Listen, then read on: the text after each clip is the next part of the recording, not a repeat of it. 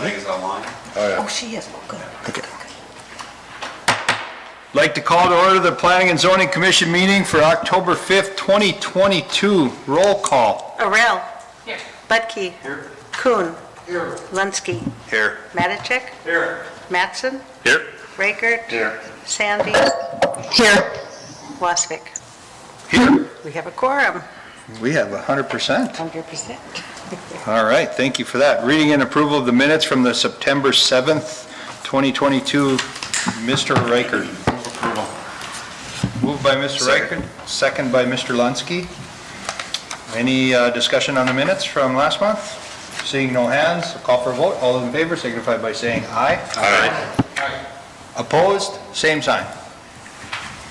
Minutes are approved as submitted. Public hearings, final approvals, petitions, and changes. Item 3-1, off-premises billboard sign for South Washington Street, located at 1401 South Washington Street. Mr. Brooks.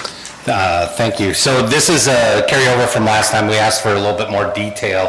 I think specifically I'll just hop right to the site plan. So we were looking up into this area here, up closer to, I'm not sure. Megan, can you see what I'm showing? Yes, I can. Okay. Just want to make sure the screen was sharing out. So I think originally we were up here closer to 14th Avenue South. Now they've moved it up closer to the building. So it will be off the right of way. Ironically, the right of way's right off the building edge here. So Washington and this area starts to widen out its right of way. So the actual intersection where cars will pull up, then to pull on, they'll be way up here. So their line of sight will be really well, won't be blocked by the sign pole at all.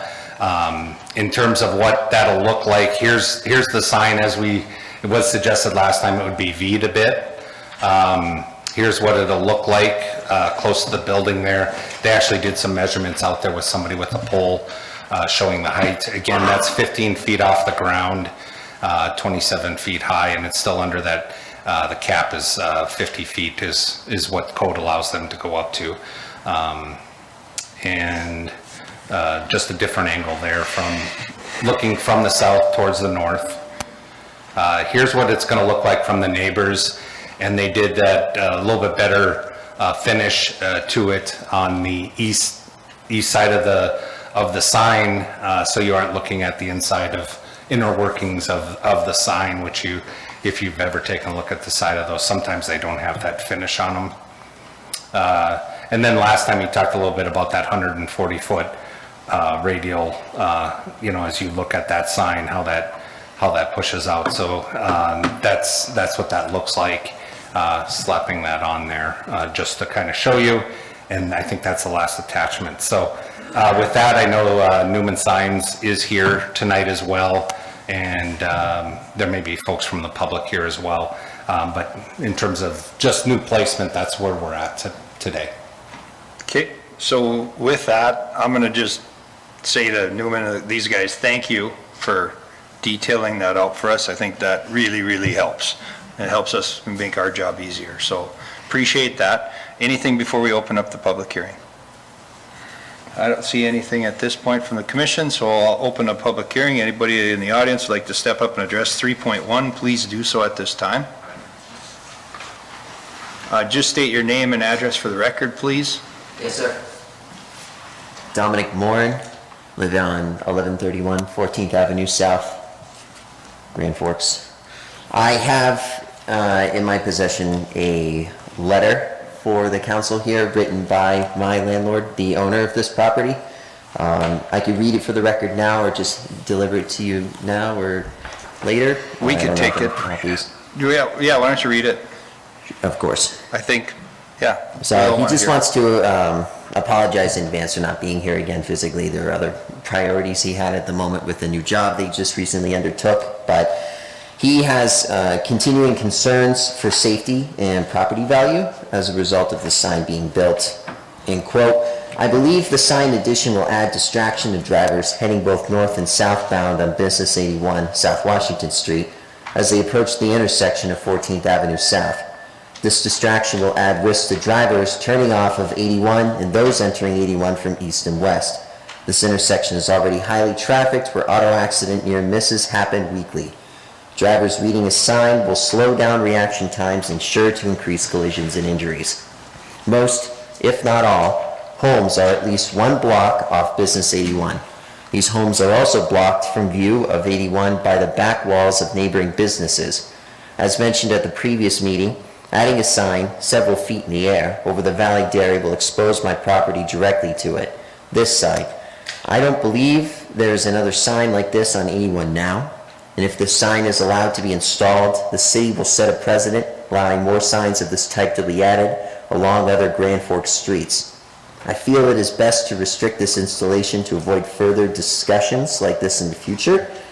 I know it's hard to put a price tag on what negative value my home would suffer as a result of this addition, but my question to the committee is, would you like your neighbor to put up a sign like this within feet of your home? Would that addition add or reduce the value of your property? From the last meeting, was anyone from the sign team able to visit my yard at night to take a quick light study?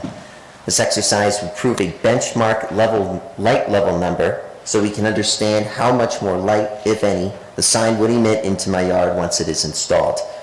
If my concerns do not convince enough committee members to vote down this request, I ask that the project include installing a 6-foot-high privacy fence along my property and alley in an effort to shield my yard from light glare, like what the Department of Transportation does along neighborhoods when they add or widen a road to deflect sound. Thank you all again for allowing me to express my concerns as an invested Grand Forks property owner. Kind regards, Nicholas. Thank you very much for reading that. You could give it to Andrea. Of course.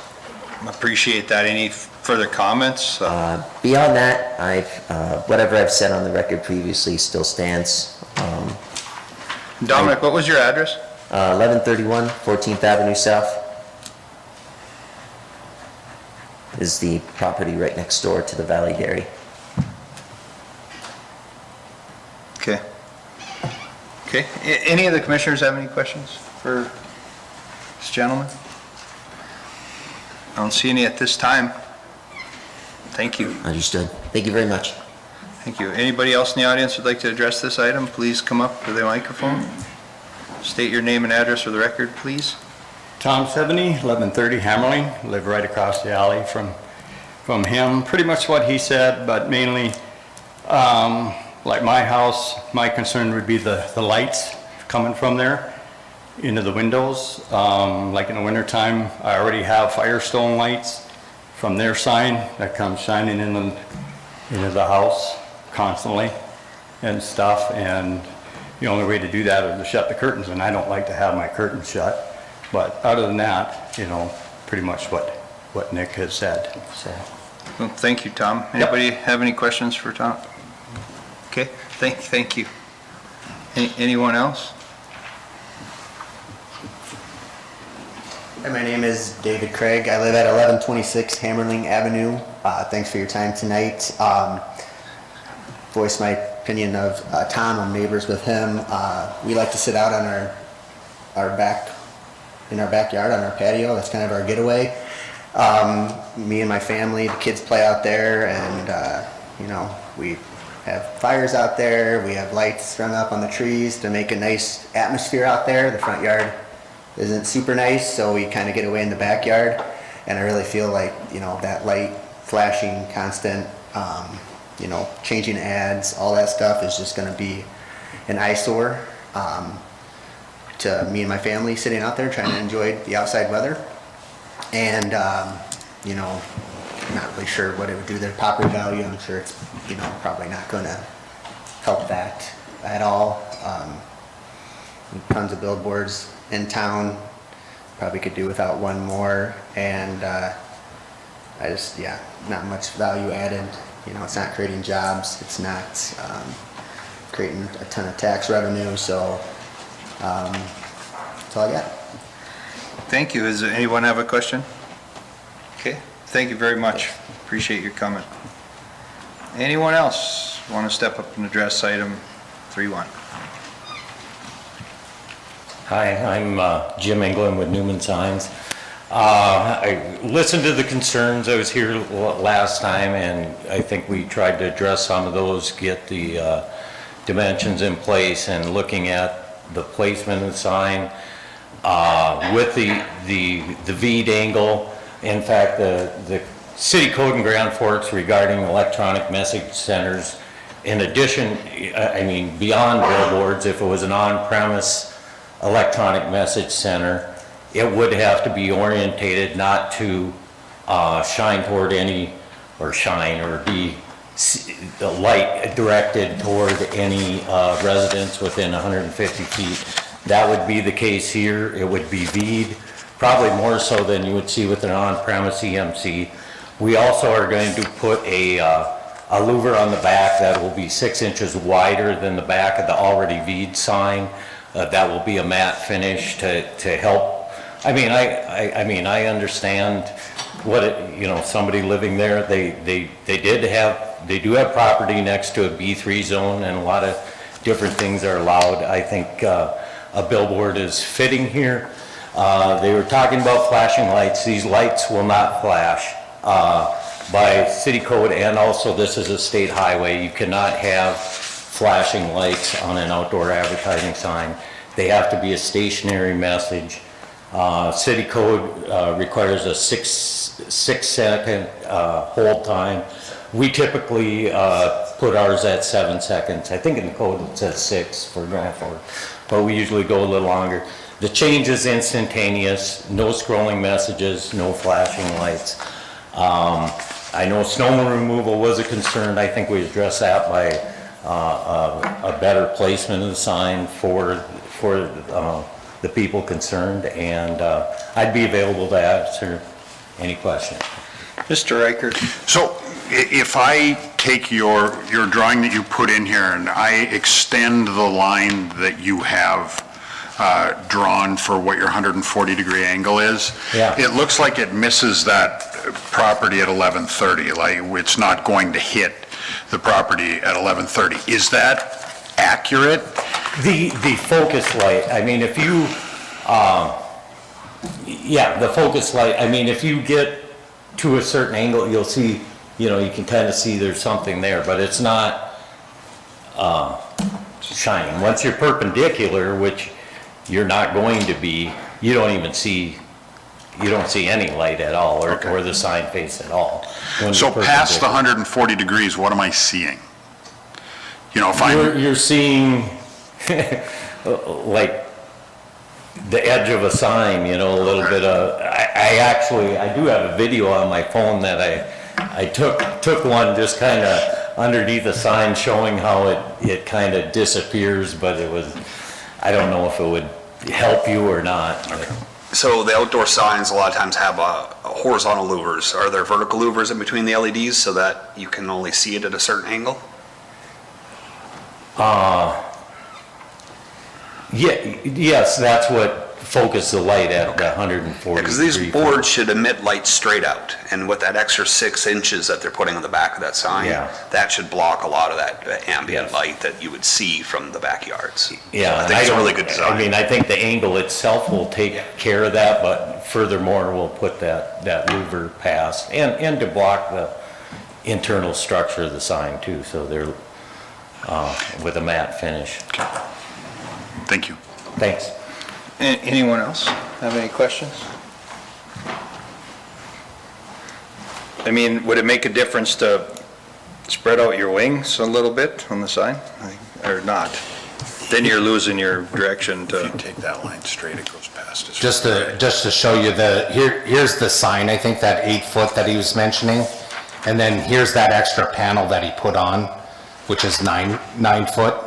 So you're getting that extra 6 inches. That's that block that he was talking about. You're kind of cutting it close, but... Yeah. And then that sits, that's all here, that block. So that's what's blocking it from emitting over to the neighborhood. We all do. That was the intent of that.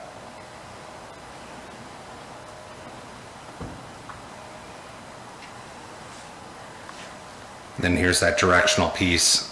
I know this is, I think over here is the 14th Avenue, and then I think Hammerling is to the south. So, like you said last time, you start, I mean, how do the businesses feel down the corridor that this is gonna block? Just for some more Didn't you say that last context. time? Yeah, I mean, you look at the pictures, Right, and I'll put them in a line. all that. Any other questions at all? I don't think I'll be able to see any of those coming to Washington. We were just talking about I know Alex had brought it up last month about the businesses down the road and how that's gonna block all, could potentially block a lot of their signs, and are we gonna have a issue with that? Taco Bell, Subway, those. Isn't that further in, away from the street than the other ones? If you look at, yeah, that's not that picture. Yeah, there you go. I don't Looks like they're all They're all gonna do it. pretty close. It's just all a matter of perspective as you're coming down the road. It Unless is, you moved it in. right. I don't know, I think it's a really good design. I think it's different. It changes the aspect ratio of any other sign we have in town. I think it's cool. I would move approval on it. Thank you, Mr. Lensky. I'll second. Who did that? Mr. No. I'll second. Okay, I'll close the public hearing, then I'll accept the motion and the second at this time. Thanks, Jane. We got talk, I didn't know. Further discussion? I'm struggling with it because I still don't like the one on Mexican Village. I lean on Jamie for some video expertise, let's put it that way. He's got more of that than I ever have. I struggle with it because of that and how that turned out, and I really think that's an eyesore. I really do, personally. Any further discussion? Anyone chime in? Ready to call for a vote? Call for vote. All those in favor signify by saying aye. Aye. Opposed, same sign. Aye. Aye.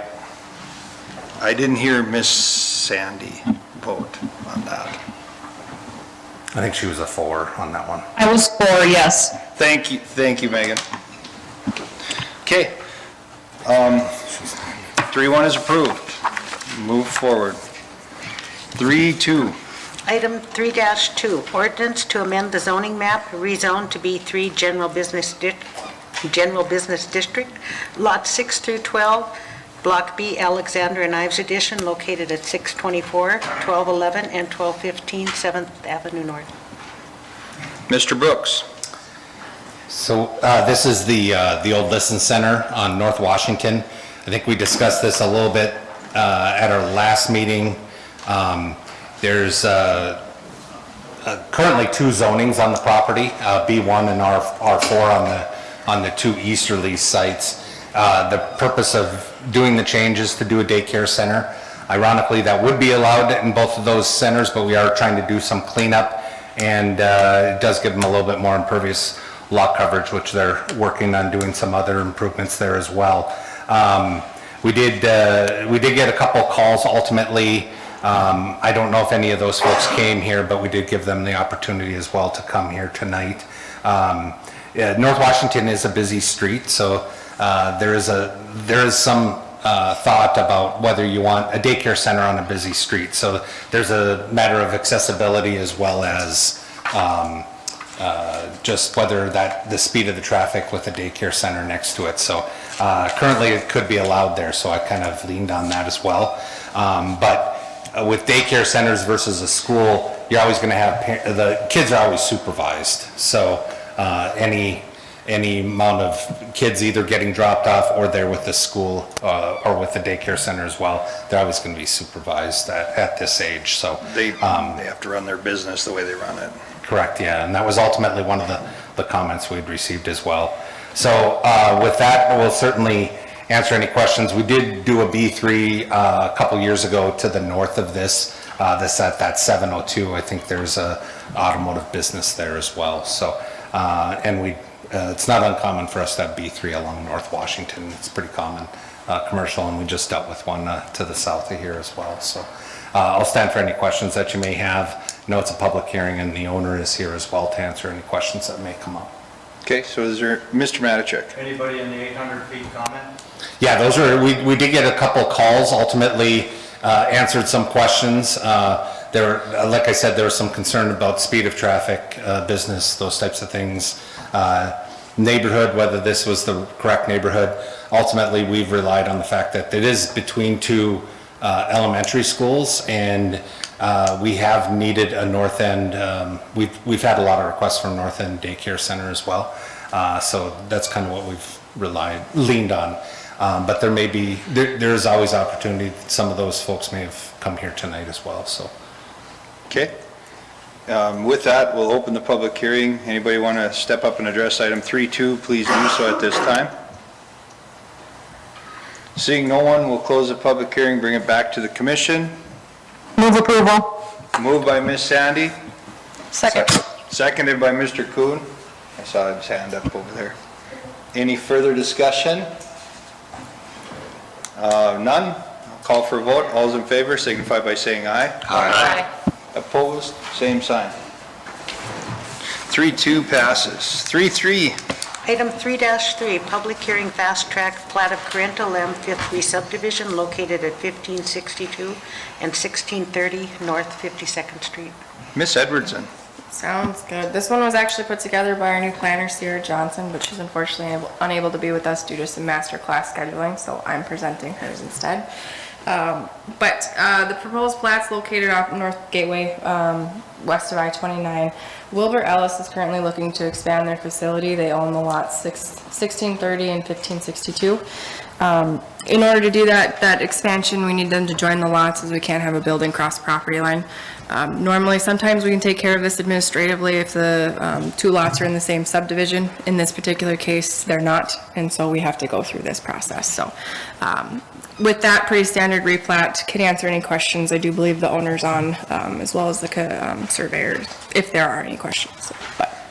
Okay, this looks like a public hearing again. Anybody have anything for Andrea before we open the public hearing? Not seeing nothing, we'll open the public hearing. Anybody want to step up and address item 3.3, please do so at this time. Not seeing anybody, we'll bring it back to the commission. Close the public hearing. Mr. Reichert. Move approval. Moved by Mr. Reichert. Second by Mr. Lunsky. Any further discussion? All those in favor signify by saying aye. Aye. Opposed, same sign. 3-3 passes unanimously. Communications of preliminary approvals, I see none.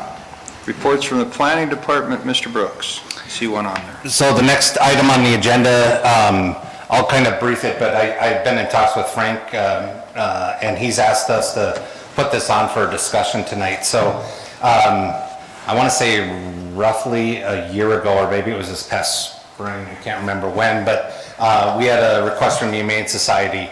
They were looking to do an adoption center here in town. And part of that adoption center would be an area for folks to come in, take a look at some of the animals, and potentially, hopefully, adopt them out and find some families for them. And in my conversations with her, I thought it was very similar to a pet store, although they wouldn't be puppies that I guess we see more often than not in pet stores. But ultimately, the goal was the same. Short-term dogs are adopted out. I concentrate on dogs. I shouldn't. Dogs, cats, potentially other animals as well. So I treated that like a pet store, which is an allowed use within a B3. And actually we also allow them in a B2 as well. So, which is a shopping center district, and all of our uses in B2 carry over to the B3, which is our general business district. So I think in conversations with Frank, well, maybe I'll just let you speak to that, if that's okay with you. Yeah, and this is a non-action item. Right, Correct, right. yeah. So, yeah, For just so discussion. everybody knows. I just wanted to throw this out because, first of all, I talked to Ryan about this, and he said it complimented a pet store. Pet store buys and sells animal for a profit, okay? all my years with the Humane Society's job is to take in strays, surrenders. They do not buy animals.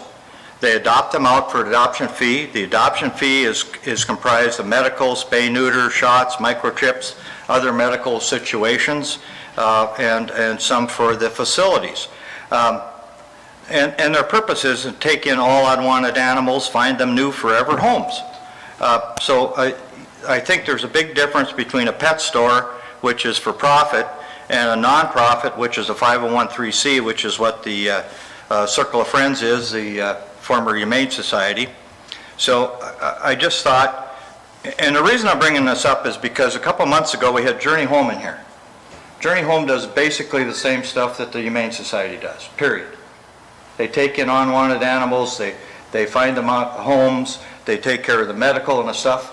And we had to have 6 pages of dialect and 3 pages of a conditional use permit for them to be in an industrial area where the only thing next to them within a half mile was a recycling area. I thought that was a little overkill, and yet this adoption center just walks into a B3. And this is be fair, be fair. I mean, that's my whole point. I'm not trying to pick on Laura Lee here or on the Humane Society. I'm just saying if we have rules, I think this applies. It should have had a conditional use permit to go in this district. They tried to do this in East Grand Forks at the old Mama Maria's in a B3, and it didn't fly over in East Grand Forks because the zoning wasn't right, okay? And we're all about zoning, we're all about doing things right. So if you want to compare it to a pet store, you can. I don't at all. I don't want the Humane Society to be a pet store. It is an area for unwanted animals. Also, this particular, the shelter out there is a pound. It's a city pound. They take in strays. And sometimes they reunite them with their owners, and sometimes the owners don't want them or they don't know where they are, so they end up having to be adopted. So it's a whole different can of worms to me than a pet store. So that's why I brought it up. I think it should have been considered with a conditional use permit in that area. It would have been a conditional use permit. I don't think we'd had any problem doing it. I just don't like the way it got done. Where is this? Well, there's a couple of things if I can this particular site's just south of Italian Moon. It's the old J Home. Across from Paradiso. Yeah. Yeah. So it's on South Washington. We're very focused on Washington Street tonight.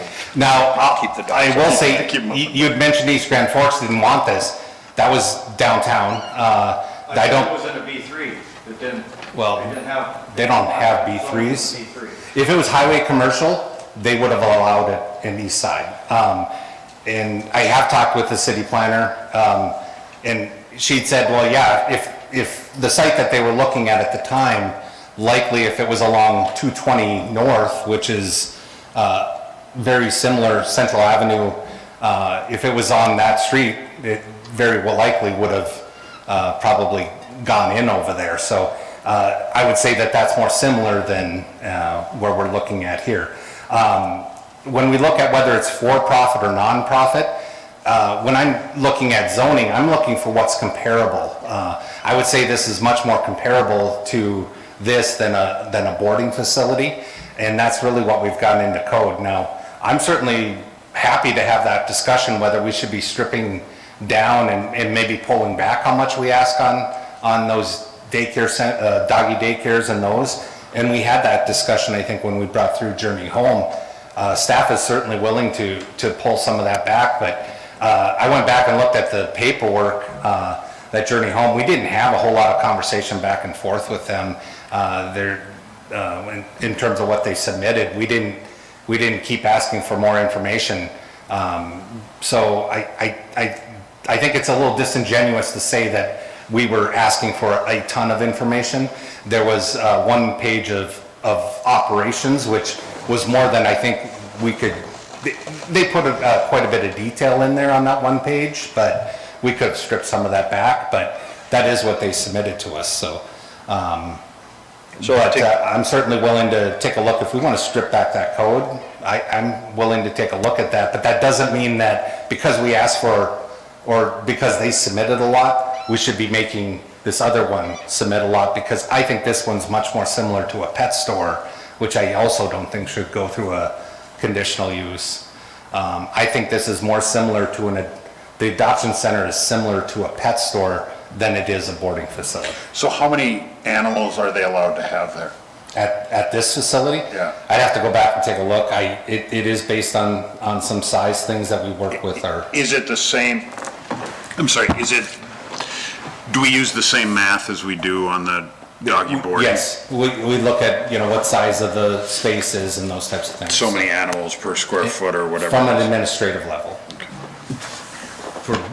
So for boarding, yes, but not for pet stores. Right, I know, but this facility. No, we did not go through this facility and take a look at that. So, but is there a limit? Can they have 200 animals there, or is there a limit on how many they can have there? Not from a zoning standpoint, there is not. Okay. No, we don't do that with pet stores either. So the thing you were talking about, Frank, just catch me up a little bit, I remember it was a boarding facility, right? And if I remember right, the concern here was the larger animals, am I right? Was that it? Was that the one we were thinking? It was the larger animals, I think, was the dialect. Journey Home is not a boarding facility either. There's temporary animals. But what did we call it? I can't remember. Both the adoption center and Journey Home are going to have animals stay overnight temporary. Right. They have to, unless they have enough fosters to empty the shelter every day. They just don't have that usually. Right. Journey Home is fortunate right now. They don't have to board anything there because they have enough fosters.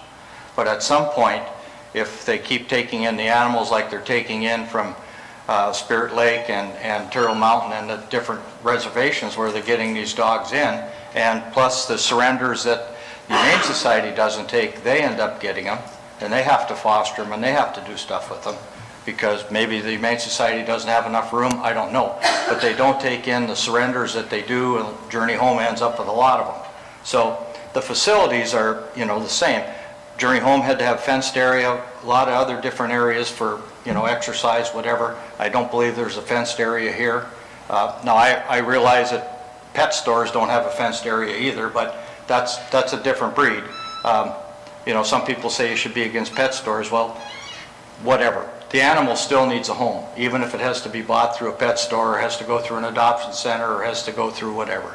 It's about the animal. That's what it's all about, period. Right. And these are animals that somebody doesn't want, or they're throwaways, or whatever. So, I just want it to be done right. I want it to be fair between different organizations. And if you guys want to rewrite the code on that, I know we've run into trouble with the boarding places, even the veterinaries with all pets wanting to have large animal services in town, stuff like that. And those are good concerns. They're good concerns, but it seems like the standard has to be somewhat equal. Question. Yeah, please, Mr. Budke. Okay, so Ryan, you mentioned this was an adoption center. Could you drill down into that? Because does that mean that there's the same sort of overnight temporary boarding while these animals are getting the necessary health care? Are they going to be on that site where they'd be exercised and things like that, like we were talking at? Yeah, like a pet store. So the animals, when they're ready to be adopted, as I understand it, they'll come to this facility, and it's going to be, people can come in, take a look at the animals, and write up the paperwork for an adoption. The folks are here that could talk a little bit more about in depth on how they run their operations. I don't. Sure.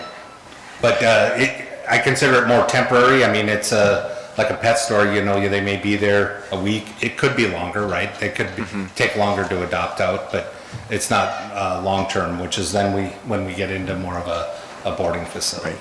Right. I guess just that's how we've treated them. My impression is it seems fair to me. I don't know all the particulars, but if the animals are receiving that health care, that temporary boarding at another site, and then they're just arriving here just to be adopted, right, and to finalize all the paperwork, that does seem more in line with a pet store to me. Yeah, and Laura Lee could maybe come up, but pet stores may give some shots.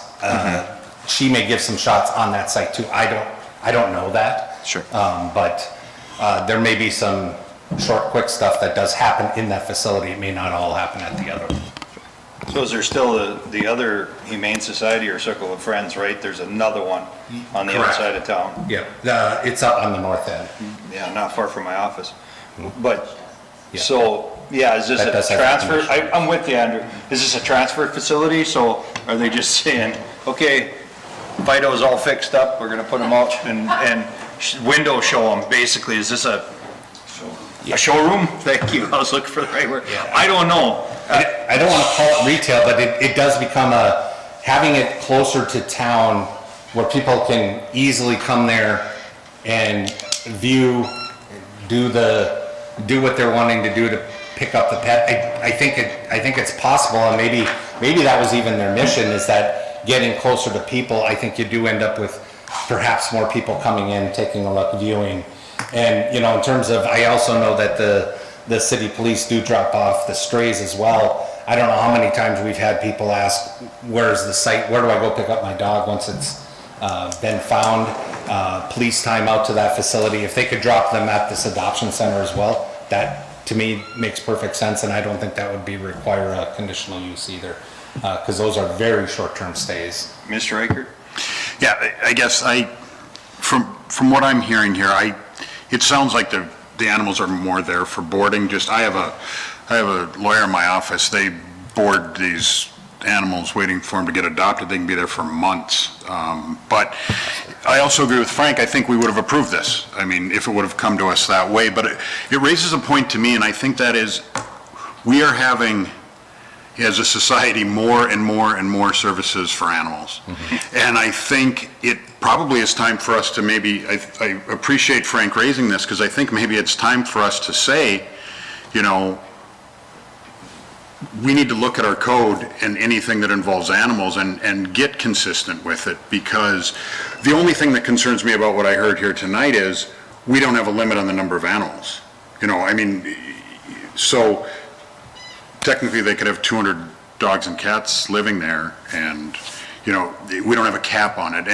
And I think we need to start thinking about those things going forward, because there's a lot of pitfalls, and there's going to be more and more and more places that are going to have pets for short-term, long-term. Well, what I'll do is I'll look. So zoning, I know we don't have any cap there. I should find out whether public health or building or whoever, they may have it in their code. Is that something, we'll look at some other cities. I don't know if I saw any caps in other cities for. Don't we have adoption. caps for boarding facilities? We do for boarding facilities, but not pet stores. And if we do think that this adoption center is like a pet store. I don't think so. You don't think it is? No, it sounds to me more like a boarding facility, but, I mean, they can. Yeah. But again, I think we'd approved it anyway, but I think we need to start looking at these things. Okay, so pet stores, should we have limits on?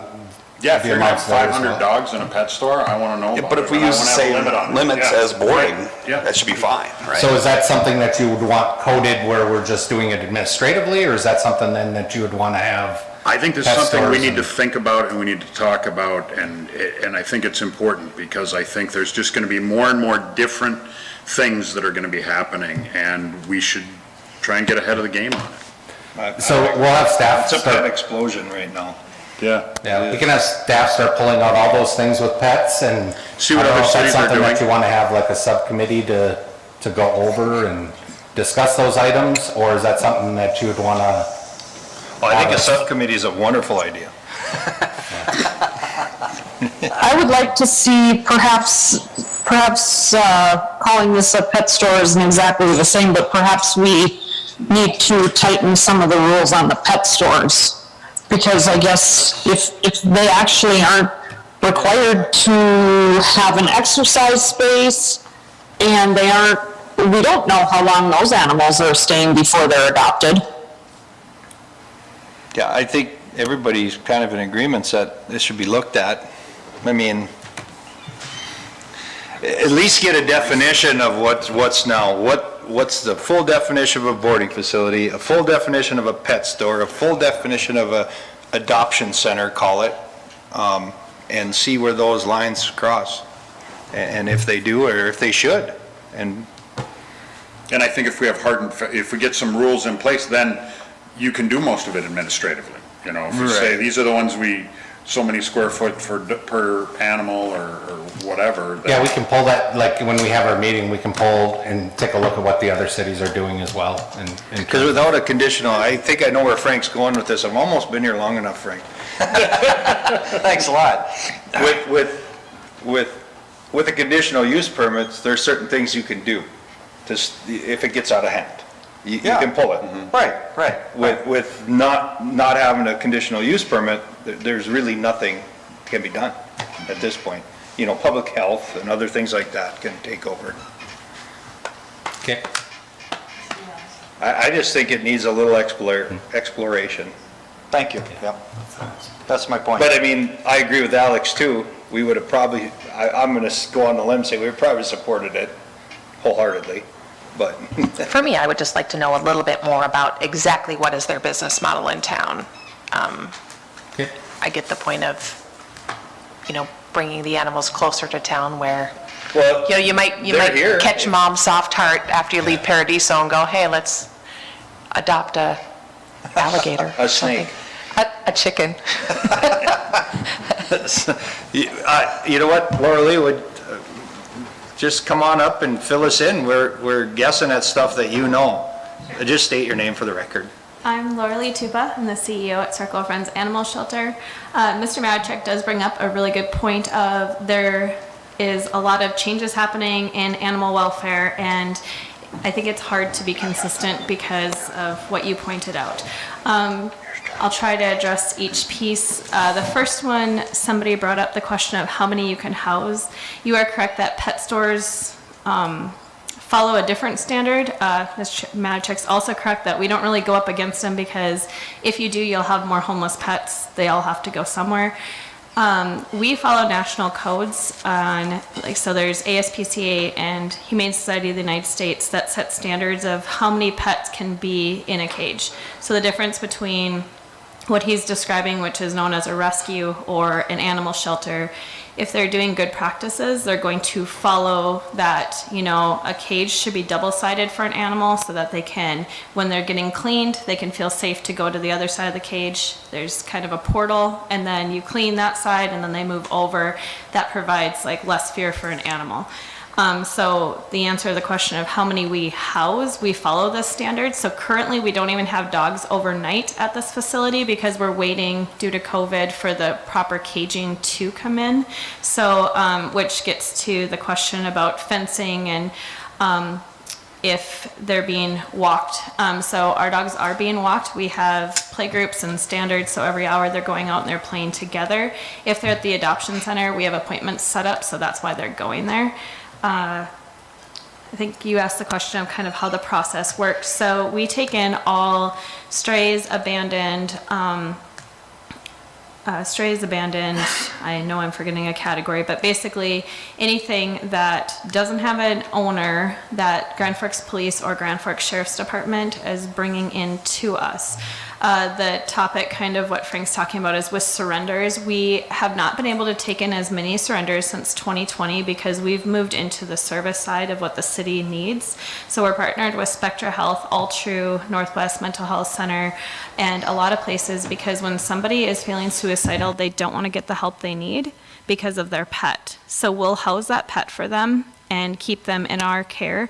And because of that cage being held for that person, we can't always take surrenders that have an owner, and instead we encourage those owners to find somebody to, take their pet, adopt their pet from them directly.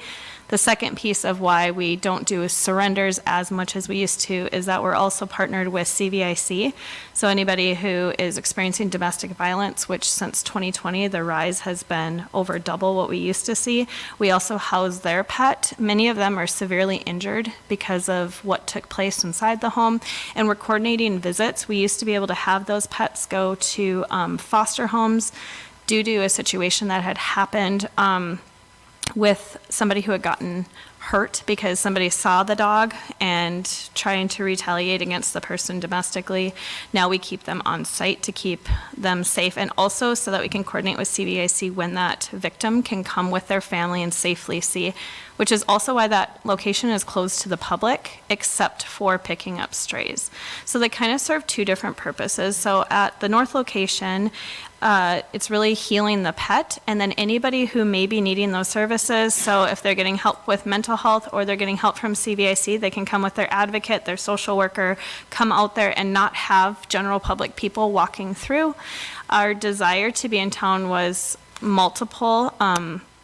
One is so that people would think that they could adopt, because oftentimes they'll say things like, well, you can't get this kind of dog, so I had to buy it. And so it was the idea of having somewhere very centrally located that we could start to share that message. The second part was to separate the two, because we were seeing such a need for privacy for these like victims or somebody who's receiving services.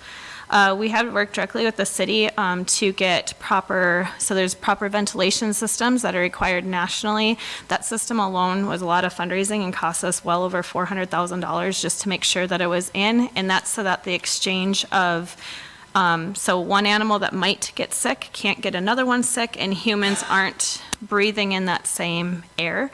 And then also we made sure that we fundraised for the flooring that was there and proper drainage, so that we can make sure that we always have a clean facility and everything smells, anything respectful to neighbors. We were fortunate that we're buddied up against 2 groomers, and one does boarding there as well, so it's already has quite a few animals around us, and we're partnering with them as well. I'm not sure if that kind of answers like what the process is. We also are working on our location in town. We want to be a safe place. So I know that Grand Forks City supports that as well. The police department has where, anybody who's experiencing domestic violence or something can go into that location. We have a bathroom that will be labeled. They'll just go in there. And as soon as they push a button, we'll know to call the police, so that where we're located is very central, like CAT can, the city system and everything. So we're doing everything that we can to serve the community, the pets and the people of our community. I don't really know if that answers any questions. I think there's great use for both organizations. As Frank said, that's a rescue organization where they're going into reservations, and there's a lot of need for that. That is not something that we do. We've support those efforts, and we want to see that being helped, because it's a very big problem in North Dakota. But ours is more of the service industry of how we can support these partnering agencies for people in our community who need help, and then a big focus on stray, abandoned pets. Does that kind of help with questions or? Very, very good. Thank you. Okay. Appreciate it. Thank you. Yep. Anything else? Any other questions for Ms. Duca? Do you still have the kiosk for, when the animals, that stray animals or animals at large? Are people still available to use the kiosk to pay their fine and get their animal?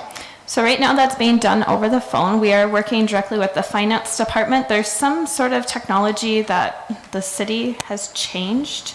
And with the change, they're not sure which computers that they want to use or anything, but we do all the printing for the city, and they do it directly over the phone. We'll print it there, take the payment there.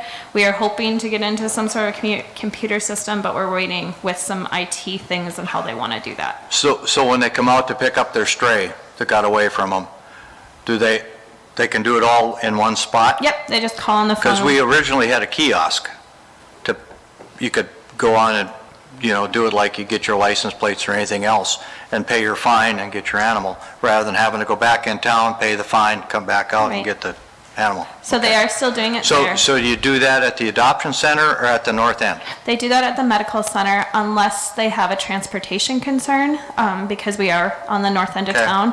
Then we will bring it to the adoption center for them, coordinate a specific time so that they can, get some sort of a friend to give them a ride or something. Okay. Do they still have to get a license if they don't have one? All animals have to be licensed through the city. And then, do you still microchip everything?